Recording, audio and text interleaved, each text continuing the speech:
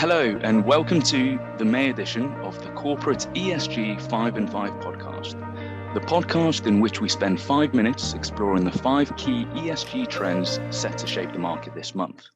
I'm Nick Bulloch from ESG Advisory, and I'll be taking you through this month's key trends. We'll start with institutional developments. The EU Council has agreed to move ahead with the creation of the EU Green Bond rules.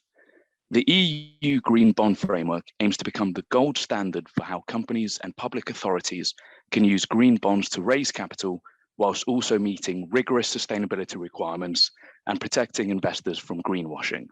Continuing with the gold standards, the UK Treasury also created a transition plan task force to develop what it aims to be the gold standard for climate transition plans to support a range of cases, including the development of sustainability-linked instruments, financial regulation, and corporate strategy.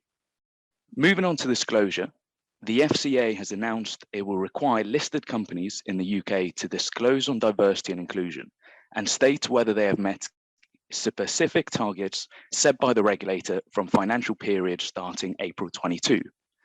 The targets include over 40% of women at board level, including audit, remuneration, and nominations committee. A woman in at least one senior board position, which is chair, CEO, CFO, or senior independent director, and at least one board member from a non-white ethnic background. Companies will be required to report on a comply or explain basis going forwards.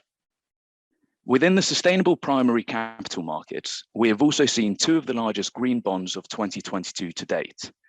Suez has issued a 2.6 billion multi-tranche green bond, the second largest green transaction in the euro market year to date. The green bond is made of 3 tranches and was around 2.9 times oversubscribed, receiving a strong reception from more than 200 institutional investors based all across Europe. Tennant has issued a 3.8 billion multi-tranche green bond.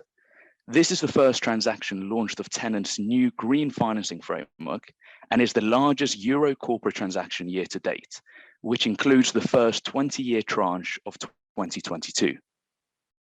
Moving on to the carbon markets, Invert, Ripple, and CarbonCure have signed a 10-year carbon credit purchase agreement for permanent CO2 storage through carbon mineralization, where carbon dioxide becomes a solid mineral. The partnership is worth $30 million and represents the largest investment to date in carbon mineralization and storage.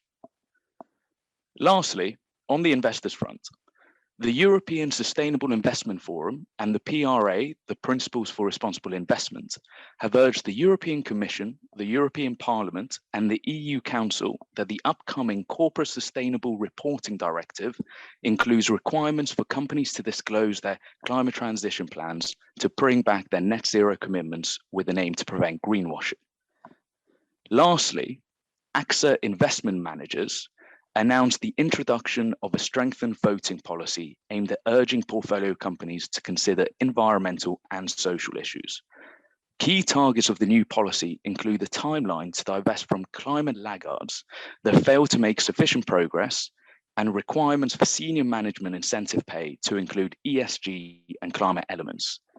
The firm will actively engage over 3 years with companies from a focused list of those considered material from a portfolio and climate perspective, after which AXA Investment Managers will divest if the specific objectives are not reached.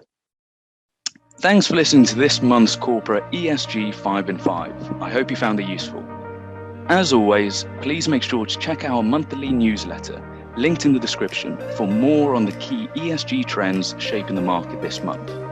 And if you like this episode, please follow the channel and click the notification bell so you can get future episodes as soon as they're released. Thanks again, and see you next time.